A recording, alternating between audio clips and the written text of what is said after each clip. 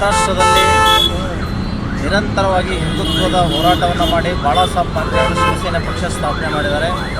ಈ ಶಿವಸೇನೆಯ ಪಕ್ಷ ಕಟ್ಟರ್ ಹಿಂದುತ್ವವಾದಿ. ಮಹಾರಾಷ್ಟ್ರದ ಹಿಂದಿನ ಮುಖ್ಯಮಂತ್ರಿ ಹಾಗೂ ಈಗಿನ ಉಪಮುಖ್ಯಮಂತ್ರಿ ಏಕನಾಥ್ ಶಿಂದೆ ಅವರ ನೇತೃತ್ವದಲ್ಲಿ ಇಡೀ ದೇಶಾದ್ಯಂತ ಎಲ್ಲ ರಾಜ್ಯಗಳಲ್ಲಿ ಶಿವಸೇನೆ ಸ್ಥಾಪನೆ ಆಗ್ತಾ ಇದೆ. ಆ ನಿಟ್ಟಿನಲ್ಲಿ ಕರ್ನಾಟಕದಲ್ಲಿಯೂ ಕೂಡ ಶಿವಸೇನೆ ಸ್ಥಾಪನೆ ಮಾಡಬೇಕು ಅನ್ನುವಂಥ ಉದ್ದೇಶ ಅವರದಾಗಿತ್ತು. ಆ ಟೀಮ್ ನಮ್ಮನ್ನು ಸಂಪರ್ಕ ಮಾಡಿ ಮುಂಬೈಗೆ ಬರೋಕ್ಕೆ ಹೇಳಿತ್ತು. ಮುಂಬೈನಲ್ಲಿ ಸುಮಾರು 2-3 ಸಾರಿ ಹೋಗಿ ನಾವು ಮೀಟಿಂಗನ್ನು ಮಾಡಿದ ಮೇಲೆ ಅಂತಿಮ ನಿರ್ಣಯವನ್ನು ನಿನ್ನೆ ಕೈಗೊಂಡು ನಮಗೆ ರಾಜ್ಯಾಧ್ಯಕ್ಷರ ಸ್ಥಾನವನ್ನು ಘೋಷಿಸಿದ್ದಾರೆ. ಇದರ ಹಿಂದೆ ಪ್ರಮೋದ್ ಮುತಾಲಿಕರ ಬೆಂಬಲ ಮತ್ತು ಲಕ್ಷಾಂತರ ಹಿಂದೂ ಕಾರ್ಯಕರ್ತರ ಬೆಂಬಲದೊಂದಿಗೆ ಕರ್ನಾಟಕದಲ್ಲಿ ನಾವು ಶಿವಸೇನೆಯನ್ನು ಕಟ್ಟರ್ ಹಿಂದುತ್ವಕ್ಕಾಗಿ, ಈ ಹಿಂದೂ ಕಾರ್ಯಕರ್ತರ ರಕ್ಷಣೆಗಾಗಿ, ಮತಾಂತರ ನಿಷೇಧಕ್ಕಾಗಿ ಹಾಗೂ ಗೋ ಹತ್ಯೆ ತಡೆಯುವುದಕ್ಕಾಗಿ ಅಷ್ಟೇ ಅಲ್ಲದೆ ಈ ಭಾಗದ ರೈತರ ಕಲ್ಯಾಣಕ್ಕೋಸ್ಕರ, ಡೆವಲಪ್ಮೆಂಟ್ಗೋಸ್ಕರ ಶಿವಸೇನೆ ಪಕ್ಷವನ್ನು ನಾವು ಇವತ್ತಿನ ದಿವಸ ಕರ್ನಾಟಕದಲ್ಲಿ ಪ್ರಾರಂಭ ಮಾಡ್ತಾ ಇದ್ದೀವಿ. ಮಹಾರಾಷ್ಟ್ರದಲ್ಲಿ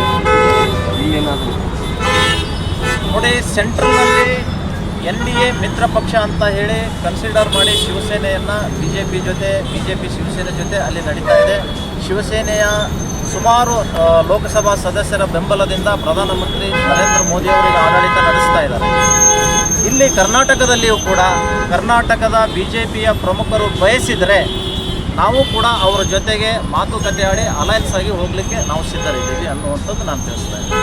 ಈ ನಮ್ಮ ರಾಷ್ಟ್ರೀಯ ಪಕ್ಷದ ಒಂದು ವಿಸಿಟ್ ಮಾಡಬೇಕಾದ್ರೆ ದೊಡ್ಡ ಸವಾಲುಗಳು ಅದನ್ನು ಯಾರು ನೋಡಿ, ಶಿವಸೇನೆಯೂ ಕೂಡ ಯಾವುದೇ ರಾಷ್ಟ್ರೀಯ ಪಕ್ಷಕ್ಕಿಂತಲೂ ಕಡಿಮೆ ಏನಲ್ಲ. ಶಿವಸೇನೆಯ ಛಾಪು ಇಡೀ ದೇಶಾದ್ಯಂತ ತನ್ನದೇ ಆದಂಥ ಒಂದು ಬಾಹುಳ್ಯ ಪಕ್ಷ ಇದೆ. ಹೀಗಾಗಿ ಇಲ್ಲಿಯ ರಾಷ್ಟ್ರೀಯ ಪಕ್ಷಗಳಿಗೆ ಸವಾಲು ನಮಗೇನು ದೊಡ್ಡ ವಿಷಯ ಅಲ್ಲ. ಈಗಾಗಲೇ ನಮ್ಮ ಸಂಘಟನೆಯಿಂದ ಹೋರಾಟ ಮಾಡ್ತಾ ಆ ಪಕ್ಷಗಳನ್ನು ಎದುರಿಸ್ತಾ ಬಂದಿದ್ದೀವಿ.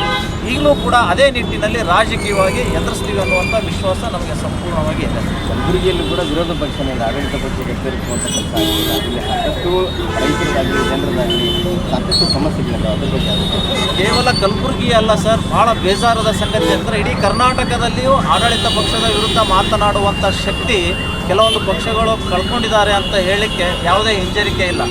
ಹೀಗಾಗಿ ಅಂತಹ ಪಕ್ಷಗಳ ಜೊತೆಗೆ ಸೇರಿಕೊಂಡು ಅವರಲ್ಲಿಯೂ ಕೂಡ ಧೈರ್ಯ ತುಂಬಿ ಆ ಆಡಳಿತ ಪಕ್ಷಕ್ಕೆ ಕಿವಿ ಹಿಂಡುವಂಥ ಕೆಲಸ ನಾವು ಮುಂದಿನ ದಿನಗಳಲ್ಲಿ ಮಾಡ್ತೇವೆ ಖಂಡಿತವಾಗಿ.